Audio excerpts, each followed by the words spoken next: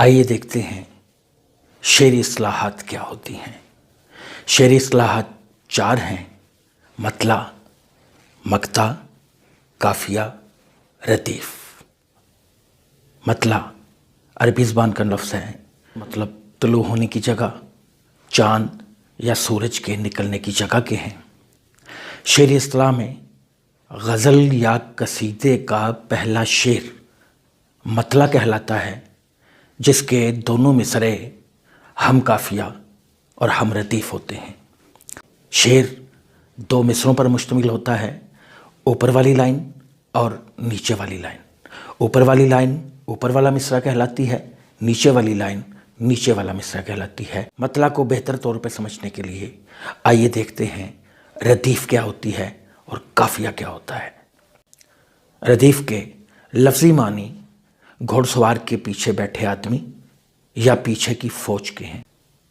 اصطلاح میں ردیف سے مراد قافیہ کے بعد آنے والے ایسے الفاظ ہیں جو قصیدہ یا غزل کے پہلے شعر کے دونوں مصرعوں کے آخر میں آتے ہیں اور اس کے بعد آنے والے اشعار کے ہر دوسرے مصرعے میں بغیر کسی تبدیلی کے دہرائے جاتے ہیں۔ مثال کے طور پہ مرزا غالب کا شعر ہے: ابن مریم ہوا کرے کوئی، میرے دکھ کی دوا کرے کوئی۔ ابن مریم ہوا کرے کوئی، میرے دکھ کی دوا کرے کوئی۔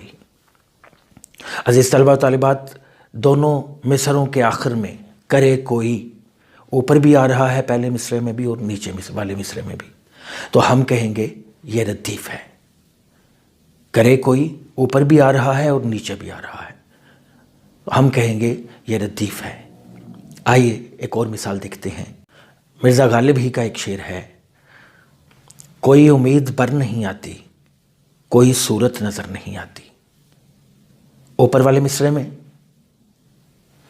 نہیں آتی مصرعے کے آخر میں آیا ہے، نیچے والے مصرعے میں بھی نہیں آتی آخر میں آیا ہے، ہم کہیں گے کہ یہ ردیف ہے۔ ایک اور مثال دیکھیے۔ مومن خواہ مومن کی غزل کا مطلع ہے: اثر اس پر ذرا نہیں ہوتا، رنج راحت فضا نہیں ہوتا۔ دونوں مصرعوں کے آخر میں نہیں ہوتا دہرایا گیا ہے، ہم کہیں گے کہ یہ ردیف ہے۔ آئیے دیکھتے ہیں قافیہ کیا ہوتا ہے۔ قافیہ عربی زبان کا لفظ ہے اور اس کے معنی پے در پے آنے والے یا پیچھے آنے والے کے ہیں۔ اصطلاح میں اشعار میں ردیف سے پہلے آنے والے ہم آواز الفاظ قافیہ کہلاتے ہیں۔ مثال دیکھیے، مرزا غالب کا شعر: کوئی امید بر نہیں آتی، کوئی صورت نظر نہیں آتی۔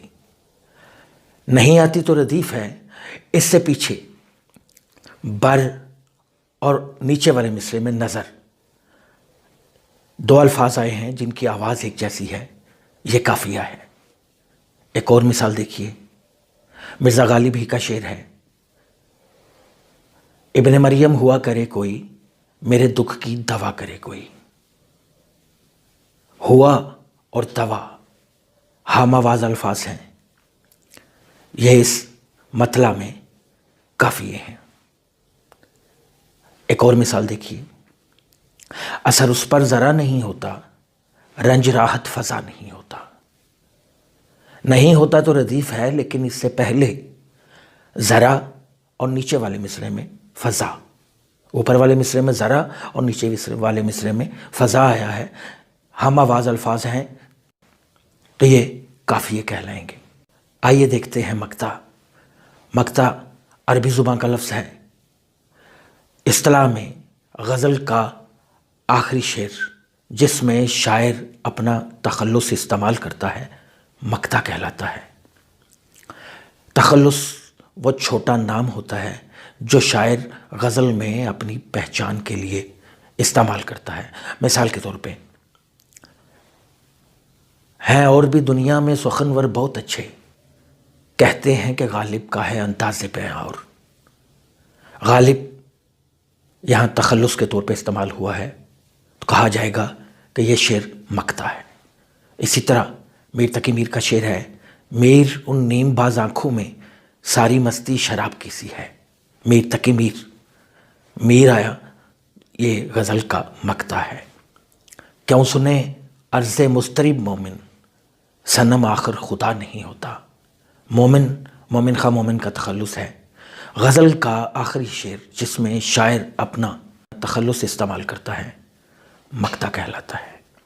غزل کا مطلع ہم نے دیکھا، غزل کا یا قصیدے کا پہلا شعر جس کے دونوں مصرے ہم قافیہ اور ہم ردیف ہوتے ہیں۔